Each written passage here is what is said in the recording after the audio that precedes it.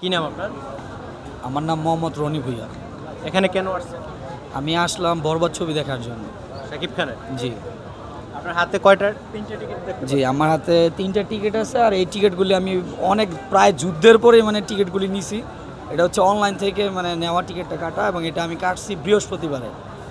হ্যাঁ, এই জন্য আজকে পাইছি আমি এবং আমার ফ্রেন্ড সার্কেল আরও আছে, বাকি 2 জন, মানে আমরা টোটাল 3 জন সহকারে আজকে ছবি দেখতে আসলাম। আর আমি 2007 সালে মানে লাস্ট বাংলাদেশের ছবি দেখা শেষ করে দিছি। ওটা হচ্ছে মনের সাথে যুদ্ধ ছিল, যেটা নাকি মান্নার উনি মারা যাওয়ার মানে আগের মুহূর্তে ছবিটা ছিল। তো ওইটার পরে আমার আর বাংলা ছবি আর কখনো হলে এসে দেখা হয় নাই। তো আমি যেই পরিমাণ হাইপ দেখলাম বা ট্রেলার দেখে যে ভালো লাগলো, গান টান সব কিছু এবং সবার মুখ থেকে আমি এটা যে প্রশংসা শুনলাম, শোনার পরে মানে এত বছর পরে মানে আমার একটু ইচ্ছে হইলো যে না, এই ছবিটা 17 বছর পরে এই প্রথম আমি ছবি দেখতে আসলাম। 17 বছর আগে আপনি ছবি দেখছেন? জি, 2007 সালে লাস্ট ছবি দেখছি আমি মান্নার, ওই যে মনের সাথে যুদ্ধ, ওইটাই আমার মানে শেষ দেখা ছবি। তারপরে এই প্রথমবার হলে আসলাম আমি। আপনি কি দেশে থাকেন না বিদেশে? আমি দেশের বাইরে ছিলাম। কোন দেশে? আমি দুবাইতে ছিলাম 8 বছর। দেশের মতো চাকরি করছি, কিন্তু ওই চাকরির সুবাদে বিভিন্নভাবে দেখা হয় নাই।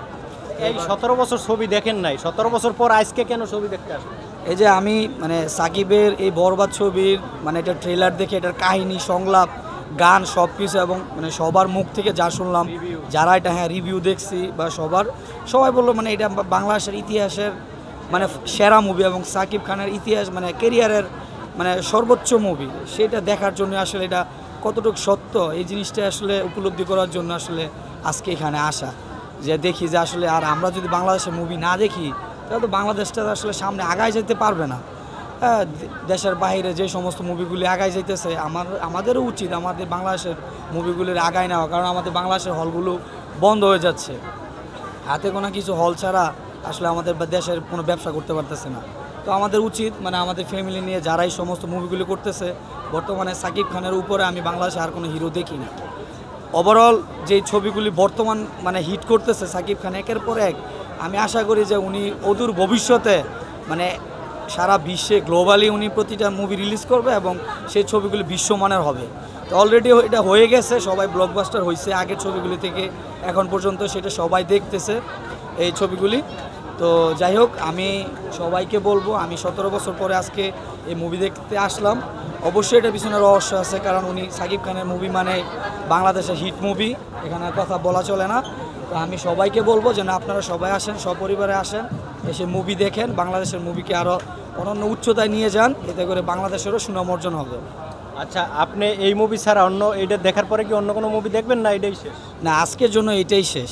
আজকে পরেও পরবর্তীতে হ্যাঁ, যদি আজকে আমার কাছে এটা ভালো মনে হয়, যদি মনে করি যে না আসলে এটা ঠিক আছে, তো আজকে তো আমি ফ্রেন্ড সার্কেলকে নিয়ে আসছি দেখার জন্য, পরবর্তীতে আমি আমার ফ্যামিলিকে নিয়ে আসবো আর কি। এই মুভি দেখার জন্য? এই মুভি দেখার জন্য নিয়ে আসবো। কোনো মুভি দেখবেন না? অন্য মুভি আপাতত না, তবে ইচ্ছা আছে দেখার। তবে আমাদের উচিত সব মুভি দেখা, শুধু এটা বলে না, সব মুভি আমাদের মানে বাংলাদেশের সব মুভি দেখা উচিত, না হলে আমাদের যে ইন্ডাস্ট্রি আছে এই ইন্ডাস্ট্রিটা আসলে সব দিক থেকে পিছিয়ে যাবে। সবাই সব মুভিকে সাপোর্ট করা দরকার। একটা প্রশ্নের উত্তর দেন, সেটা হলো নিশু যদি সিনেমা করা বন্ধ করে দেয়, ফিল্ম ইন্ডাস্ট্রি কি বন্ধ হয়ে যাবে? না, এটা কখনোই হবে না। আর যদি শাকিব খান কালকের থেকে সিনেমা করা বন্ধ করে দেয়, তখন কি ফিল্ম ইন্ডাস্ট্রি বন্ধ করে দেবে?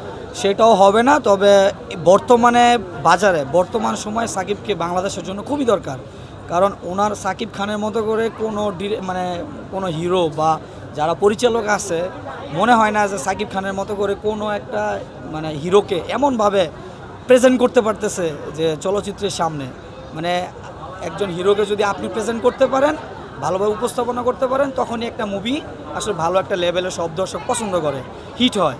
আপনি যেমন সাকিব খানের পুরনো মুভিগুলি দেখেন, ওই মুভিগুলিতে কিন্তু সাকিব খানকে ওইভাবে প্রেজেন্ট করতে পারে নাই, যার কারণে কিন্তু এখন হ্যাঁ, পরিচালক প্রযোজকের সমস্যা। ওরা যদি ওইরকম ভাবে শিকারি মুভির থেকে ওনাকে মানুষ বুঝতে পারছে যে শাকিব খান ভালো মানের অভিনেতা। শিকারি থেকে, তারপর হচ্ছে প্রিয়তমা থেকে, এবং লাস্ট হচ্ছে তুফান থেকে বাংলাদেশের মানে ছবি সম্পূর্ণ ইন্ডাস্ট্রিটা আসলে ঘুরে দাঁড়াচ্ছে এখন। তবে এখন আমাদের উচিত বাংলাদেশের এই ইন্ডাস্ট্রিটাকে আরও উপরে নিয়ে যাওয়ার জন্য সবাই মিলে এগিয়ে আসা, এটা আমার প্রত্যাশা। ওকে, থ্যাংক ইউ। ধন্যবাদ।